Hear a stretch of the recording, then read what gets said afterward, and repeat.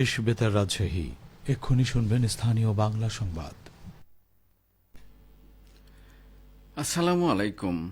বাংলাদেশ বেতার রাজশাহী স্থানীয় সংবাদ পড়ছি আব্দুল মান্নাফ আকুন্দ।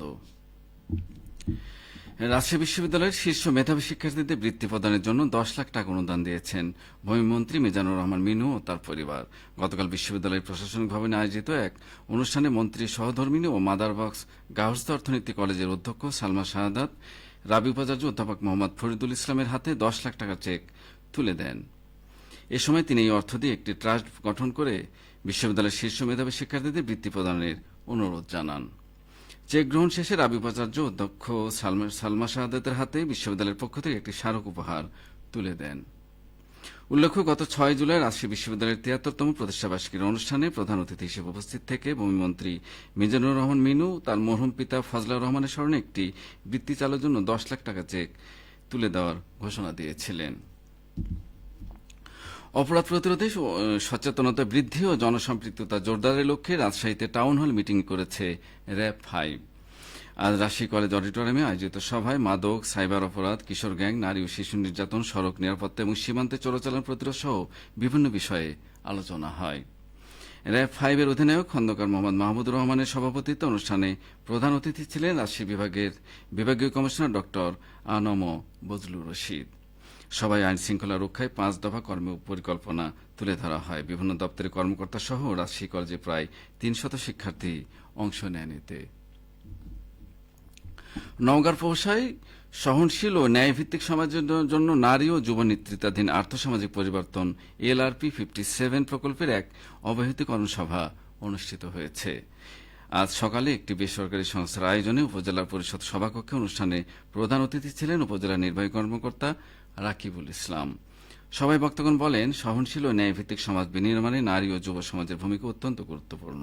এই প্রকল্পের আওতায় স্থানীয় নারী ও যুবদের নেতৃত্ব বিকাশের পাশাপাশি তাদের আর্থসামাজিক অবস্থার টেকসই উন্নয়নে বিভিন্ন কর্মসূচি বাস্তবায়ন করা হবে। সবাই স্থানীয় প্রশাসনের বিভিন্ন দপ্তরের কর্মকর্তা, ইউনিয়ন পরিষদের চেয়ারম্যানগণ, সমাজসেবক, সাংবাদিক এবং নারী ও যুব ফোরামের প্রতিনিধিরা উপস্থিত ছিলেন। শিল্প বাঁচাও দেশ বাঁচাও এই প্রতিপাদ্য বিষয়ে 8 দফা দাবিতে নাটোরে আজ আলোচনা সভা অনুষ্ঠিত হয়েছে।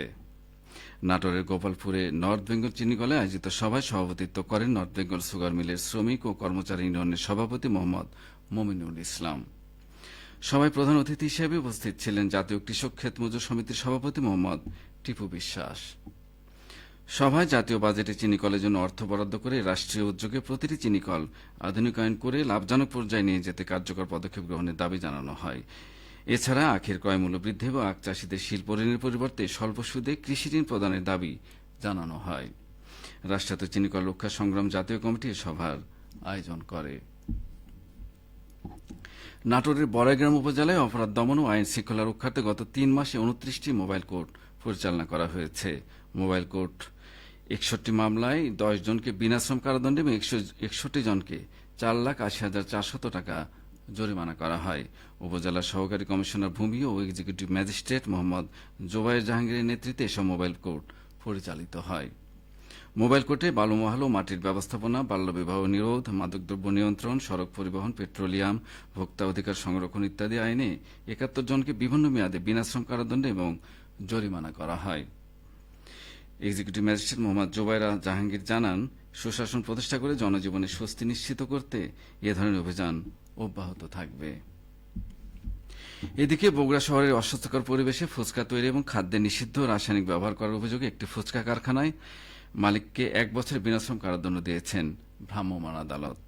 আজ বগুড়া শহরের চেলোপাড়া এলাকায় অবস্থিত Moon Kacchi and Moon Fuchka কারখানায় অভিযান পরিচালনা করা হয়। ভ্রাম্যমাণ আদালতের নেতৃত্ব দেন নির্বাহী ম্যাজিস্ট্রেট ফয়সাল আহমদ।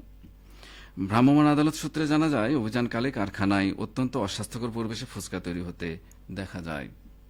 এছাড়া খাদ্যে ব্যবহার নিষিদ্ধ রাসায়নিক হাইড্রোজ ব্যবহার করে ফুচকা তৈরির প্রমাণও পাওয়া যায়। কারখানার কর্মীদের স্বাস্থ্যবিধি পরিচ্ছন্নতা মেনে কাজ না করার বিষয়টিও নিশ্চিত হয়।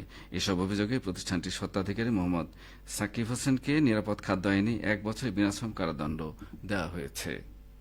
পরে তাকে কারাগারেও পাঠানো হয়। অভিযানে বগুড়া নিরাপদ খাদ্য কর্মকর্তা মোহাম্মদ রাসেল সহ নিরাপত্তা খাদ্য কর্তৃপক্ষের অন্যান্য কর্মকর্তা কর্মচারী উপস্থিত ছিলেন। সবশেষে আবহাওয়া। আজ রাজশাহীতে সর্বোচ্চ তাপমাত্রা ছিল 33.4 ডিগ্রি এবং সর্বনিম্ন 26.5 ডিগ্রি সেলসিয়াস। সন্ধ্যে 6টায় বাতাসে আপেক্ষিক আর্দ্রতার পরিমাণ ছিল 88%। রাজশাহী ও পার্শ্ববর্তী এলাকায় আগামীকাল সূর্যোদয় ভোর 5টা 25 মিনিটে। সংবাদ শেষ হলো। আমাদের পরবর্তী স্থানীয় সংবাদ প্রচারিত হবে আগামীকাল সকাল 8টা 10 মিনিটে।